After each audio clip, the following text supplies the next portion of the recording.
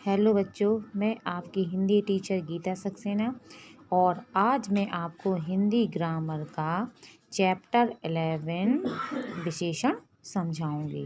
विशेषण को जानने के लिए सबसे पहले हम इसकी परिभाषा को जानेंगे, जो इस प्रकार से है। किसी संज्ञा या सर्वनाम शब्द की विशेषता बताने वाले शब्द को विशेषण कहते हैं। जो शब्द संज्ञा या सर्वनाम की विशेषता बताते हैं उनको विशेषण कहा जाता है।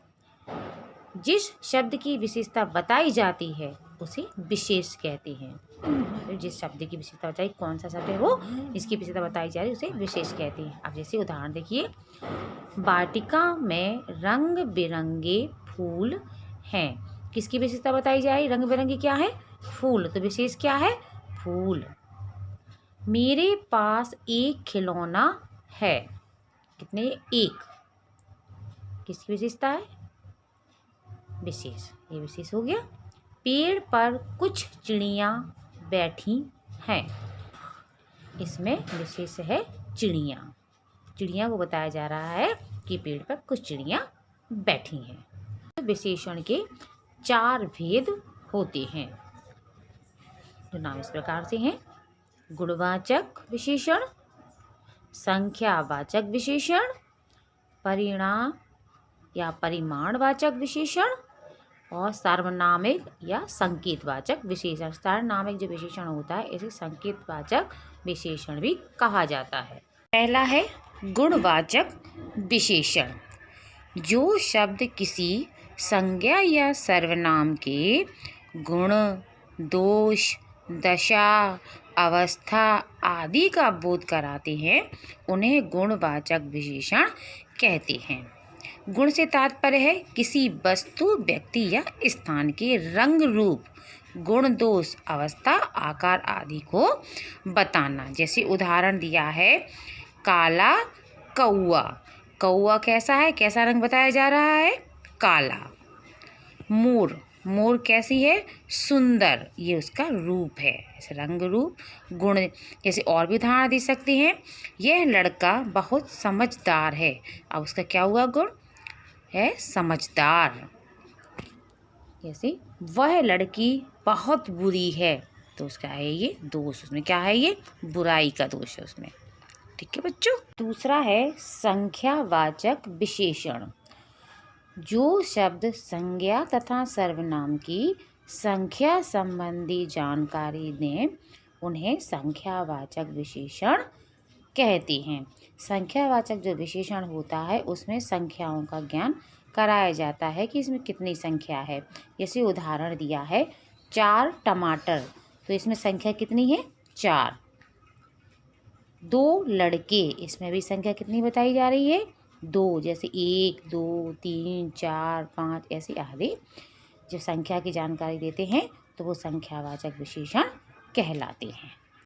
तीसरा है परिमाणवाचक विशेषण। जो शब्द संज्ञा तथा सर्वनाम शब्दों के परिमाण अर्थात नाप, तौल तथा मात्रा की जानकारी दें उन्हें परिमाणवाचक विशेषण कहते हैं। इसमें जो परिमाणवाचक विशेषण होता है उसमें नाप, तौल और मात्रा बताई जाती है। इसके साथ अधिकतर नाप, तौल सूचक शब्द जुड़ा होता है। जैसे उदाहरण दिया है, 1 किलो मटर, तो ये क्या है? तौल। जैसे बताया इसमें बच्चों हमने आप लोगों को, इसमें नाप, तौल और मात्रा बताई जाती है। तो 1 किलो टमाटर, तो ये हो गया अपना तौल। 3 मीटर कपड़ा लाओ, ये हो गए आपकी, क्या हो गई आपकी? ये नाप, तौल, ये हो गया नाप। 3 मीटर, ये नाप। चौथा है सार्वनामिक या संकेतवाचक विशेषण। जो सर्वनाम शब्द किसी संज्ञा के पहले जुड़कर उसकी ओर संकेत करते हैं उसे सार्वनामिक या संकेतवाचक विशेषण कहते हैं। जब हम किसी को बुलाते हैं तो या संकेत करके अपने पास बुलाते हैं या संकेत करके कोई चीज़ बताते हैं तो उसे संकेतवाचक विशेषण कहते हैं। जैसे यह तोता बोलता है, इसमें किसको इशारा कर रहे हैं? तोते के लिए इशारा कर रहे हैं। यह तोता कैसा करता है? बोलता है। यह पुस्तक मेरी है।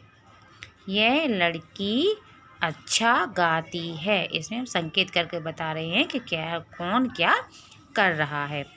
बच्चों, ये थे आपके विशेषण के 4 भेद और चारों भेदों के बारे में हमने आपको बता दिया है और सबसे हम आपको आसान तरीके से बताते हैं इन्हीं भेदों के बारे में।